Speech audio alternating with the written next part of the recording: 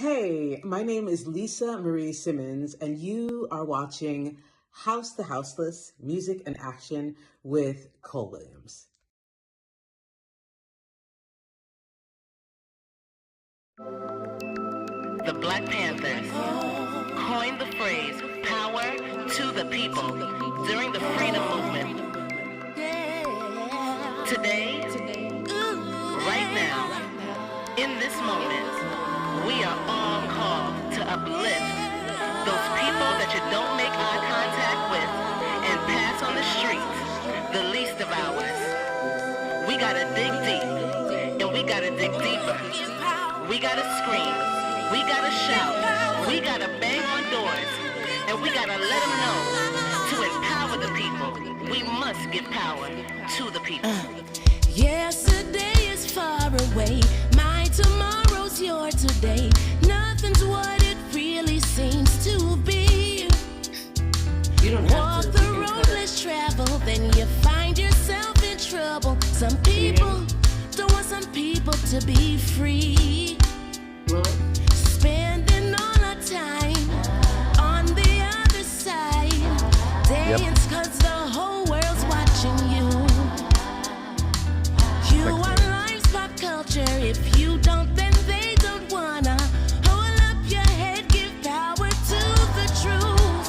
We give power to the people. We give in power to the people. We push in power to the people. We give in power to the people. We give power to the people. We give in power to the people. We give in power to the people. We give in that power to the people. We got power to the people. We give that power to the people. We give in power to the people. We give in power to the people. We give power to the people. We give that power to the people. We give that power to the people. We give that power to the people. Ooh, smile like there's no hurt inside.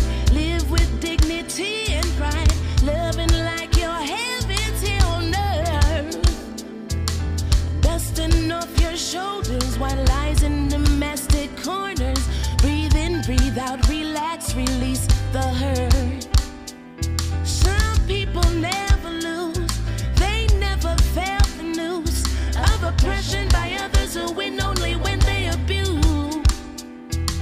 How we treat the bottom, where you go is where you come from. Hold up your head, give power to the truth. We give power to the people. We give in power to the people. We give in power to the people. We give in power to the people. Awesome. Thank you, Lewis, and welcome everyone. I'd like to welcome everyone to yet another episode of the Houseless. And today we're going to head down to the heart of New Orleans, where the vibrant pulse of the city meets the resonant beats of social change. In this episode, we're going to shine a spotlight on the extraordinary journey of Cole Williams, who's a musical force and relentless advocate for the unhoused in the Crescent City. From the streets of Brooklyn to the soulful tapestry of New Orleans, Cole Williams has woven a narrative that transcends genres. As a musician, a songwriter, a producer, and a humanitarian, her melodies echoes with a purpose that extends far beyond the stage. Today, we're going to explore the intersection of art and activism, delving into the story of women who not only craft soulful, stirring anthems, but also spearheads tangible change in her community. In the rhythm of her last album, Give Power to the People, which we just saw that clip coming on in, Cole channels this legacy of Jill Scott-Heron, using her music as a rally cry for justice. But her impact goes beyond the recording studio. As the founder of the Greater New Orleans Citizens Relief Team, Cole is on the front lines, challenging the status quo by renovating blighted houses alongside the unhoused. In an era where every note carries a call to action, Cole Williams stands as a luminary, a beacon of hope for a more equitable world. Today, we're going to explore the artistry and activism of Cole Williams and dive into the pressing issues of social justice and the houselessness in the vibrant city of New Orleans. Cole, welcome to the show. How are you? Oh, so good, Fabian. Wow, you make me sound amazing. Because you are amazing. Well, I think it's such an honor to be a musician. And as a musician, we're vessels. And as a vessel in music, it just seemed only suiting that I should be a vessel in my community, right? Because charity starts at home. So I'm only as good as we are all doing, which is why I'm so focused and purposed for this work, uplifting from the bottom. But before we continue, I just want to welcome our new live stream partner, Offbeat Magazine, which is, for me, a hub of music and culture in the Crescent City. So thank you so much to Offbeat Magazine, because we're really spotlighting what's happening in New Orleans and why New Orleans is such a central place for change. If change is going to happen any place in this country and in the world, I just don't know it. I believe it will happen in New Orleans, and it's already happening. So I want to just announce my first two guests. They've been on before, but since it's the month of giving in November, I wanted to bring back on Ellie Duff, the Executive Director of Culture Aid NOLA, and Sarah Parks, the Executive Director of Grace at the Green Light. I'm first going to cue our video just for some people that have been with us before and maybe some new streamers. I want them just to get a taste of what we do and why we do what we do with the Unhoused. So can you cue organizing video 101? Thank you.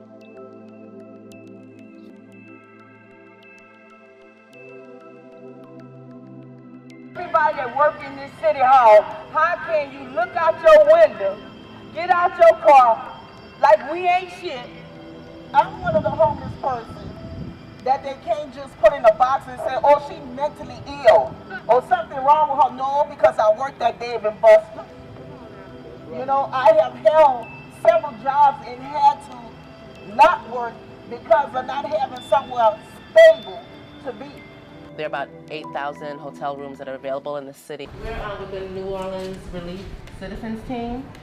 And right now, we're coming to you to find out if you have rooms available right now. We want to do what y'all need, not what we want. For the people. We want to know what y'all want. That's what this is about. Well, here's the first thing everybody got to stop doing.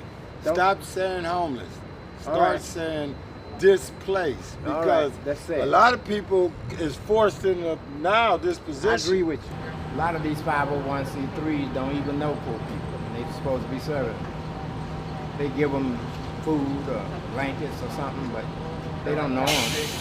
They've never been in their home. They've never been at their table for dinner. People think the Martin Luther Kings and the Rap Browns and the Stokely Carmichaels, the people who made speeches, they think the spoken word is what built the movement. That ain't what built the movement. It's on that ground, knocking on doors in them cotton fields and cane fields and tobacco fields and meeting with people in bars and hotels and washaterias and beauty parlors and barbershops. That's where the movement was built. If you look at those old footages of Martin Luther King and anybody else doing marches, you'll see a front line of intelligentsia-looking people and professional-looking people, and the whole march is just ragtag black folks. That's who stepped up. It's the ones in pain that know where they hurt and know what is needed for them to not have pain again.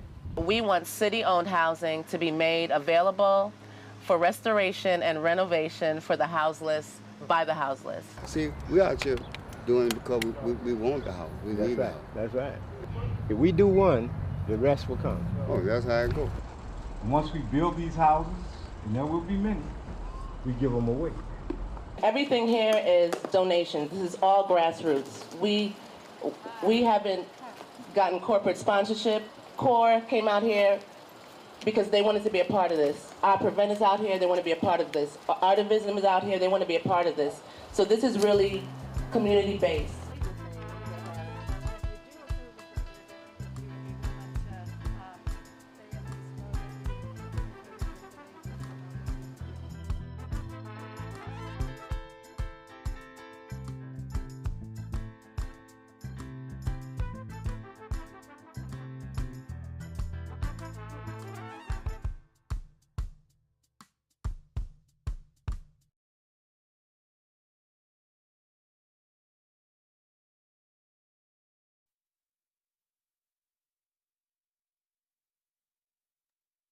We're back, Cole. You're muted, Cole. And we're back. I was watching the video a little bit off screen, and every time I just watch the video about how the Greater New Orleans Citizens Relief Team started, it just reminds me how I got involved with this movement for the people. And you can't serve the people unless you know the people, which is why I had to bring back on Sarah Parks and Ellie to chat about what you're doing with the community, but also like what it looks like during the month of giving. So as an organizer for the last 3 years, completely focused, I've seen an influx of volunteers come around the holidays. It's like, for some reason, during Thanksgiving, November, and Christmas in December, that's when a lot of us start to think about someone other than ourselves. And so I just kind of wanted to get your perspective. Do you see more volunteers at this time, and why do you think more people are being more thoughtful about those around us? Sarah? Sure. Hi, everybody. So yes, this is definitely something we see. Our organization relies heavily on volunteers. We use at least 10 to 15 volunteers every single day, 365 days a year. During the holidays, we definitely see an uptick to the point where I actually have to turn volunteers away just because we don't have space and don't have the room for everybody that wants to come. And so then I'm like, hey, why don't you come on another day other than Thanksgiving morning? But it is a time of giving, and I definitely understand that people are thinking about their own communities, their family, their friends, what's happening, and just thinking of, hey, maybe we can be a helping hand. We do have a lot to be thankful for. So we always appreciate volunteers greatly, but we do rely on them throughout the whole entire year and appreciate those that think about the unhoused and others, more often than just on the holidays. Absolutely. Ellie, what do you think? Do you see an influx of volunteers during the holidays? Do you also have to turn away people? Yes, it's a very good problem to have. As Sarah said, we operate very similarly. We always need volunteers, except for during the holiday season. I think, just like Sarah said, people think about their own community, their own families.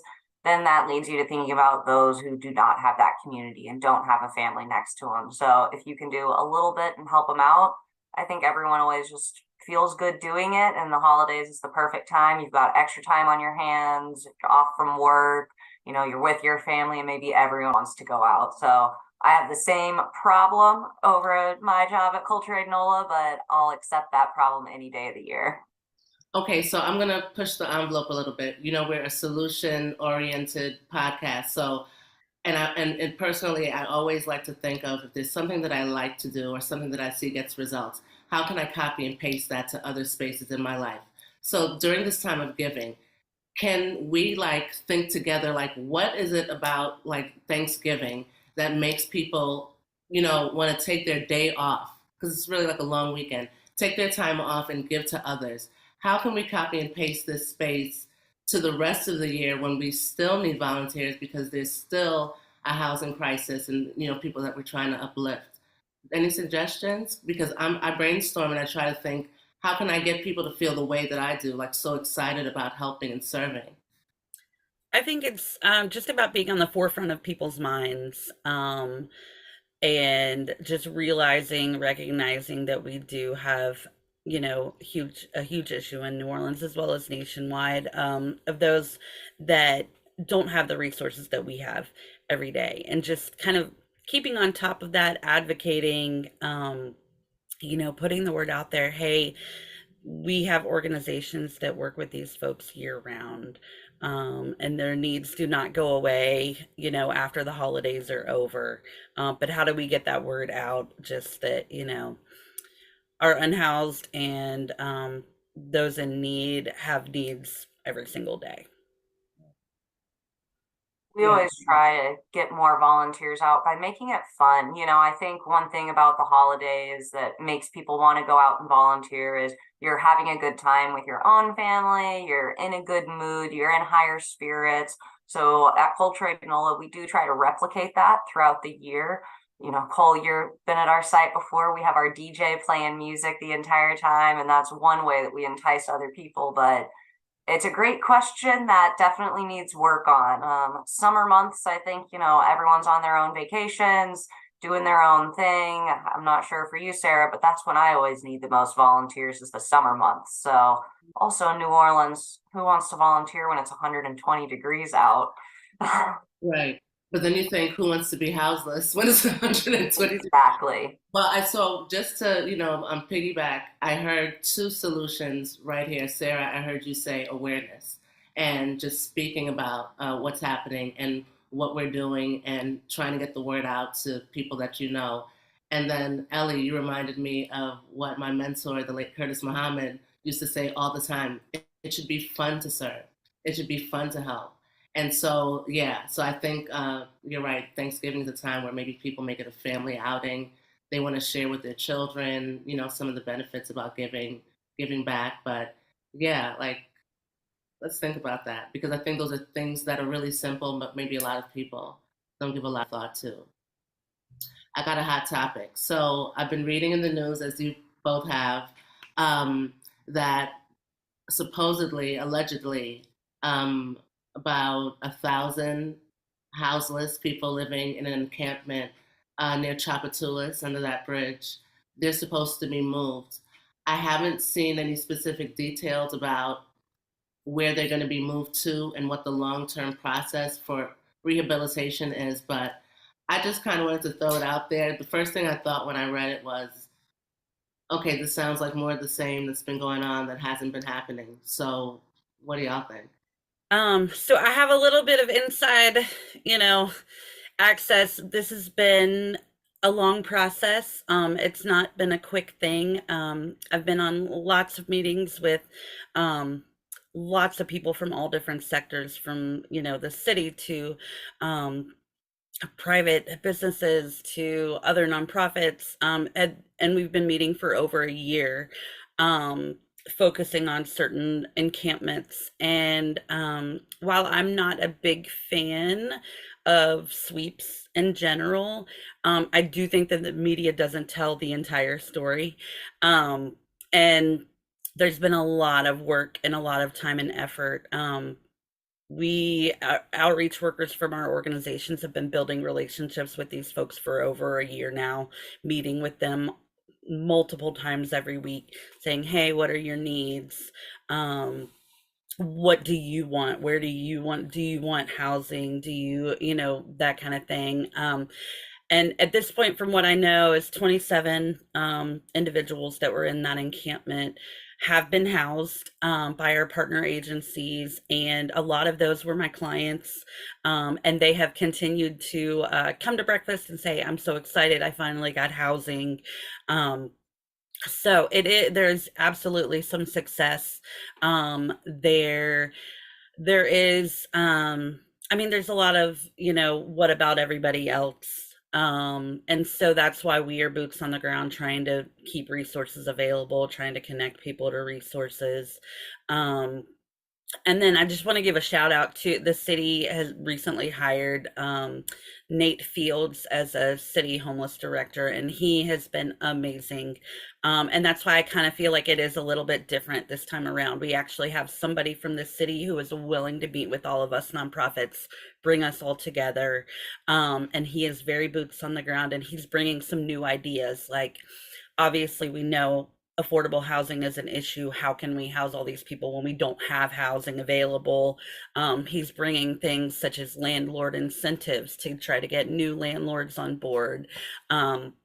All kinds of new creative ideas. And the city, as well as a lot of private funders, are kind of stepping in at this point. And as well as everybody's probably heard, the city got a $15 million grant from HUD that's coming through. So in the past, when things like this have happened, there haven't really been there hasn't been resources behind it. There hasn't been the funding, and this funding is not going only to house people, but also to maintain housing, for continued resources for medical care, mental health care, all of that kind of wraparound services. So I am hopeful. I'm not always a big fan of the sweep approach, like I said, but it's changing lives to this point. I know that there are people that have been housed that have been waiting for housing for a long time, and I'm really happy to see those folks housed. And let's just kind of see if we can keep the momentum. Absolutely. Do you know, Sarah, if there are any formerly unhoused or currently houseless people that are sitting at the table during these meetings? Like, are they also giving their opinions? Yes. And so that was a huge advocate when I said in the very first meeting, I said, we need to have some leaders from these communities, and they need to have their voices heard, and they need to be in on these meetings. So yes, we have been, letting them speak, letting them come to the table and say, hey, here's what we need, here's what we don't need, here's what, you're wasting your time and efforts on that we really don't need, that kind of thing. And I'd say that's a recent improvement from past years when sweeps and things have happened, is they actually, Unity and the city are actually taking into opinion those that are unhoused and letting them share what they need in their voices. Absolutely. That's fantastic. Yeah. Elliot, did you want to jump in? Yeah, I mean, that is excellent, having some more insider knowledge from Sarah. I didn't know that information. I'm not sure if you did, Cole, but that's really fantastic. I share the same opinion on sweeps, and I had seen a couple of them happening in recent months, which made me a little nervous, made our organization nervous, because when those sweeps do happen, we also see an uptick in individuals coming through our distributions, because all of their food gets taken, all of their resources get taken, etc. But that's fantastic to hear. Hopefully it continues in that positive way. I personally am a little nervous about them enclosing and just, gating all of those previous encampments so no one else can potentially go to those. Because as all of us are aware, people become houseless every single day. So I hope that resources continue, but Sarah, it sounds like you're in a really great position and have a great voice and know what's going on, which is fantastic. Well, Ellie, I think where there's a will, there's a way. And I think if people have nowhere to go, they'll find a space to sleep. But it sounds like wonderful things are happening. I think it's so important for the people that we're serving to be sitting at that table and giving suggestions. So that's definitely a big improvement. Yeah. So I wanted to ask both of you, during these coming months, so like the months of giving, what do you think we in our positions that are actively doing the work? Because if you're just joining us, I have Sarah Parks with Grace at the Green Light and Ellie Duff, ED of Culture Aid NOLA. These are women that don't just talk the talk, but they walk the walk, which is why I'm always happy to just speak with you both, because it's important for me to have people see you guys and what you do, like people that look just like them. And if y'all can do it, if we can do it, I think anyone can do it. And it's just about finding that space. So in these 2 months where people are really open to the idea of sharing their time and just looking at the bottom, can you maybe share some introductions to volunteering that you think would be helpful for anyone in any region of the country or the world? Like, how can people get involved if they've never done it before? Yeah, I am a huge advocate of just getting involved in organizations that are already doing the work. So a lot of people, tend to want to go out and do their own thing, with their families or groups or whatever. Sometimes that can be harmful, just because if you don't know the dynamics of the community, those that you're trying to serve, that's why I really encourage people to get involved with local organizations that have been doing the work for a long time, just because they know what helps and know what hurts, and know the dynamics. So here in New Orleans, we have an organization called Hands On New Orleans that we utilize to sign up volunteers. So in many different places all across the country, there are volunteer opportunities, and there may be portals such as Hands on New Orleans in your community, that you can just, do a quick internet search. Hey, how can I give back to my community, whether it be children or unhoused or families or whatever, food banks, and there are plenty of volunteer opportunities. I'll tell you that most nonprofits rely heavily on volunteers, so we want to make it easy to volunteer, and for you to give time back to the community. So yeah, get involved with organizations that are doing the work. Ellie? I really can't say it any better than that, except for Hands On is not just New Orleans. There's other ones all over the country for that question, Cole. So people in Atlanta can look it up, people in New York. It's just, a simple Google search away, volunteer opportunity, whatever you are interested in. And I think this is the perfect time. You're with your family. It's the easiest to get kids involved, older family members involved, and to also chat with your family members and chat with your community people to see what they're involved in. I think a lot of people volunteer and they are active in their community, but they don't do it for the clout at the end of the day. So they're not shouting it from the rooftops, and people might not know that their best friend does volunteer every single Saturday or 2 days a week, etc. So just opening up that conversation as well of, do you want to volunteer? Is there anything you want to do? Is a huge benefit. I love it. And all right. Can I add in one more thing?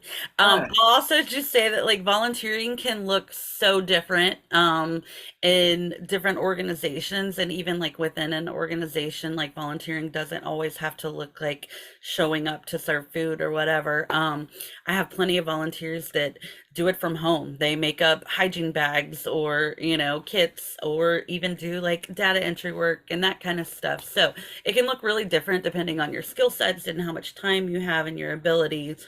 And generally organizations are willing to work with volunteers no matter what their skills are. I love that. No, I love that because it's you really want to, it's like you can have that shop around approach. Find an organization that suits your needs, maybe suits what you do, what you like, and suits your schedule. And then you don't feel like you're giving too much, or you get drained, because there can be burnout, right, with volunteers.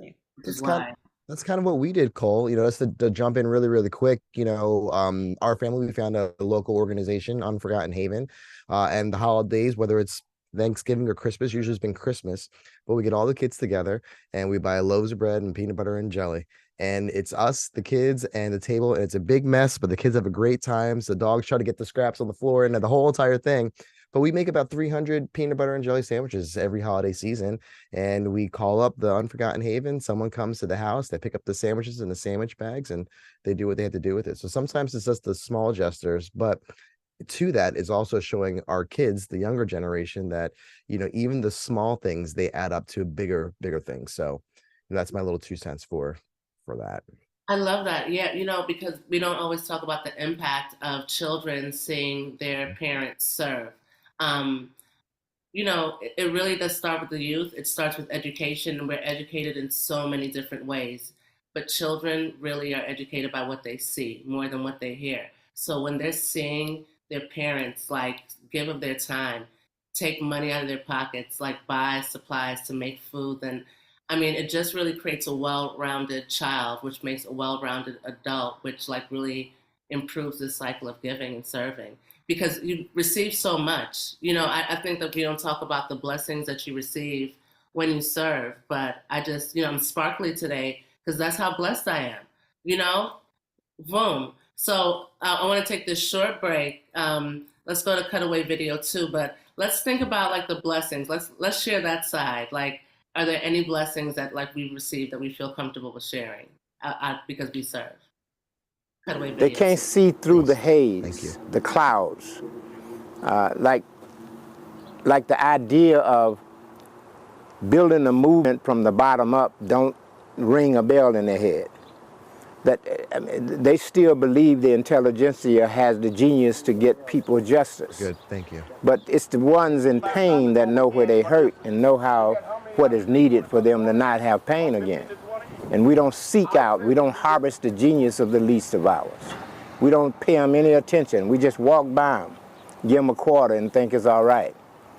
But the idea of organizing the least of ours and moving upwards, I mean, if you go look at the Civil Rights Bill, we passed it on behalf of black folks, but white folks, white women particularly, benefited more than we did because it's a universal issue. So if the people on the bottom raise, everybody raise.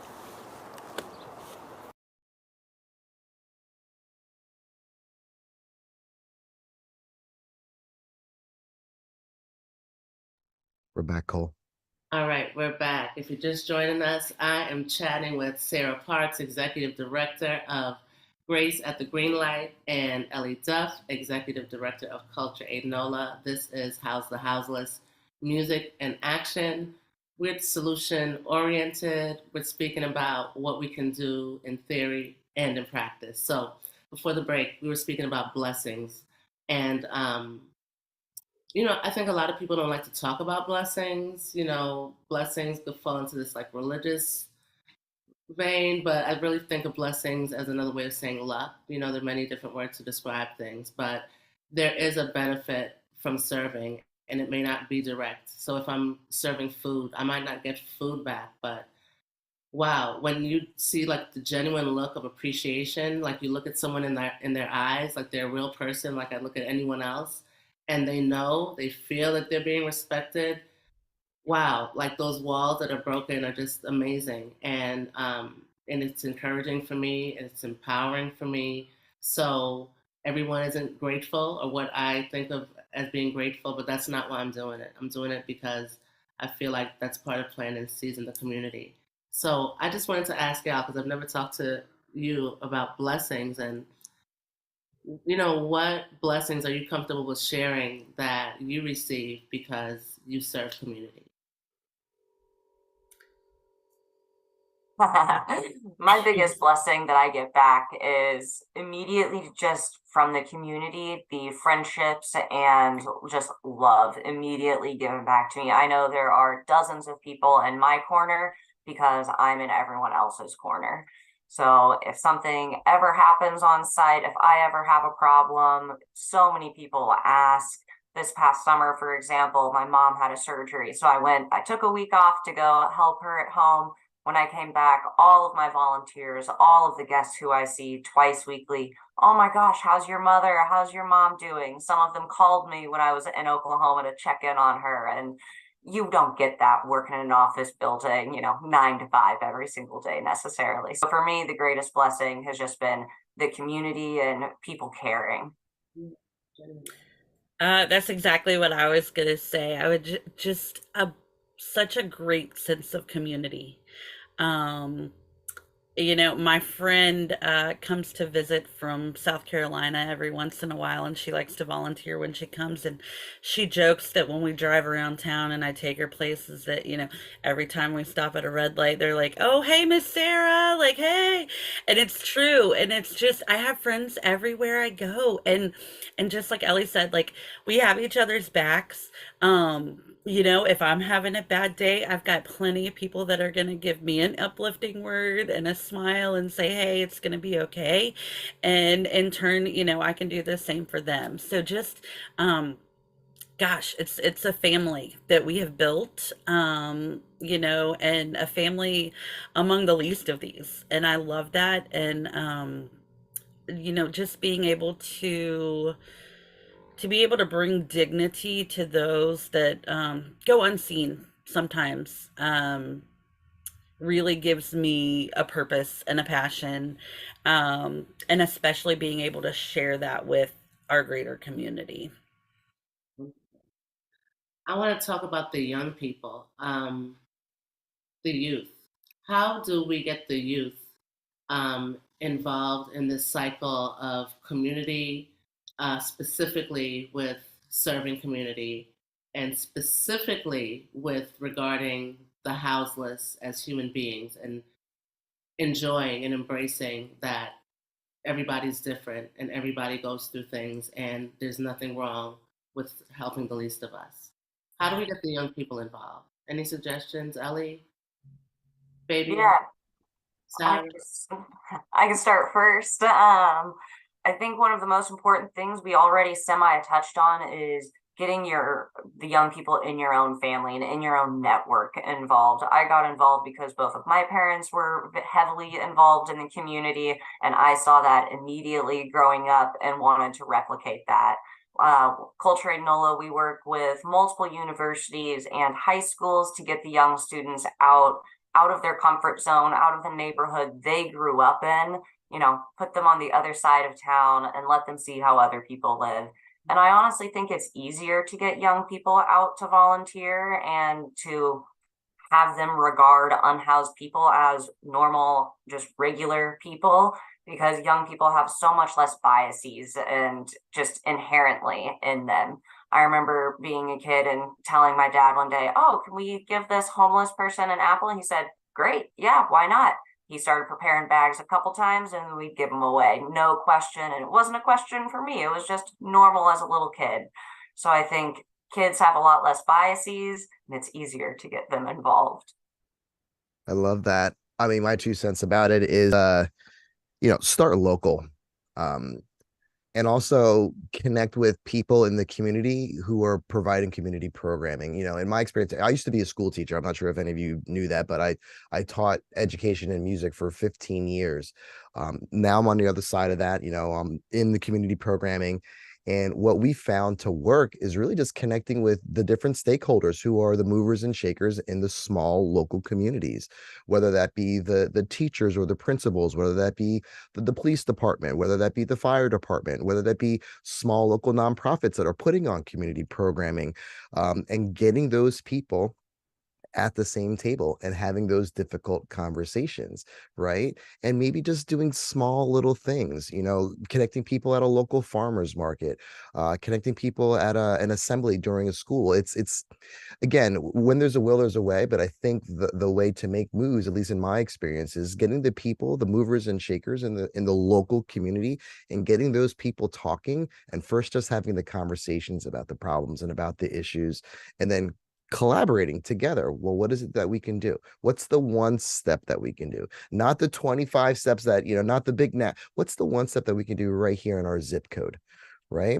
And then if you really want to put some gas on it, get some PR behind it, get the local newspaper, the local social media blogs and all those things to start talking about the empowering things that people are doing in the community instead of all the ruckus and all the noise of all the negativity. Again, that's just from my small little niche in Canham County, New Jersey, my small little zip code. That's great. I agree with both what Fabian and Ellie said, and I think also just making it easy for young folks to volunteer. Don't have all these rules and stipulations and all of these kind of requirements for volunteering. Our organization will take volunteers of any age. So I have kids as young as like 3 years old that will come and they will hand out a bottle of water. When it's 120 degrees out there, that bottle of water might be saving somebody's life. It's not that hard. It's not rocket science to get kids involved. And so, starting on that basic, like Fabian said, that one step, it doesn't, have to be this big, huge thing, but getting them involved at an early age, letting them know just simple kindness on a daily basis truly changes our community, and just helping encourage them to make it a part of their daily lives. Yeah, I agree with everyone. And I will say that our youth volunteers, 9 and 11, they're our strongest volunteers. They're always asking how to help. Sometimes little JJ, she's tired, but that's okay. But they're always just asking what to do, always just super excited. So what we started doing is creating a reward system. So I'm always asking, so how are your grades? Let me see that report card. Brought it to me. I'm looking, okay, good. C, why'd you get a C there? What happened? What did the teacher say? So gave them rewards. So one got all A's. So I was like, what do you want to eat? Told me they wanted breakfast, bought them breakfast. The other one still got a gift, but not like that big old breakfast. So something to work towards. So, it's just really nice to see them volunteer, and you want to just let them know, they're little surprises. They're little blessings that happen when you serve. People are always looking. And I've seen adults get so encouraged by watching the children that they come along. So the children will lead us. Wonderful. When the kids start working harder than the adults look around, then they pull, and they're like, all right, I need to get sweaty too. And they start working. It's a little embarrassing, but yeah, whatever it takes. Sometimes a little shame, we don't mind. Get you out of here. Oh Lord, we always running out of time. Well, so for years, I've always wanted to write a holiday song. You know, started off in the church. You know, Christmas is a big deal. I got older. I'm like, I don't understand why we're even celebrating Christmas. Like, the Bible says this, but we're doing this. Like, what does it really mean? You know, I went through all the phases and, you know, just doing this work, you know, and just really getting into family, like the families, not that we're only born into, but the families that we choose.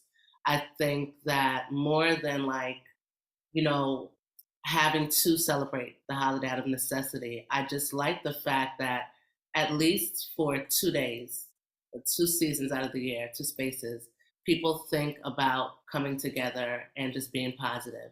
And I think if just for that, like, you know, I enjoy it. So I wrote this song, Who Cares for the Houseless, on the holidays, because for me, like, it's like 24/7, 365. And like when, you know, I don't feel too bad, Ellie, about not getting groceries this week, because I know that like the houses are going to get so much food this weekend because everybody's coming out. But like on the other hand, it's like, okay, but you know, they're still hungry like those other weekends out of the year. So I just wanted to play that song and just share my contribution to the holiday music. Cue it up, Lewis. Did I do it right, Fabian? You did a great job, girl. Christmas time is here. Champagne toast, drink your beer. It's the time when we try to think of someone other than ourselves. But do we really know how deep some suffering goes? When do we think of someone other than ourselves? Do we care? Who cares? Who cares for the needy? Who cares for the houseless on the holidays? Who cares? Who cares? Who cares for the least of us? Who cares for the houseless on the holidays? What if we organize the bottom like I know we organize our shopping list for special gifts for people we don't even know? I know we make a difference with a little compassion and some more commitment. Whoa, we can't live in dark corners. Let's serve all year long. Whoa, who cares for the children? Who cares for the houseless on the holiday? I wanna know. Who cares for education? Who cares for the houseless on the holidays? Oh. And we don't seek out, we don't harvest the genius of the least of ours. We don't pay them any attention. We just walk by them, give them a quarter and think it's all right. But the idea of organizing the least of ours and moving upwards, I mean, if you go look at the Civil Rights Bill, we passed it on behalf of black folks, but white folks, white women particularly, benefited more than we did because it's a universal issue. So if the people on the bottom raise, everybody raise. We live in freedom. We live in justice. All for one and one for all. If we don't win, then we all fall. Now's the time to practice community. Live from the bottom, this humanity.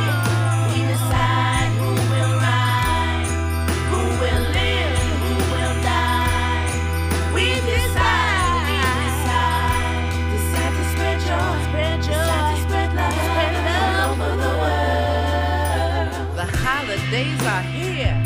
Remember, some people go without all year. We can choose to plant seeds of hope with everyone around us. Listen, blessed are the meek, and blessed are the free. I know, you know, We are better together. Who cares? Oh, who cares?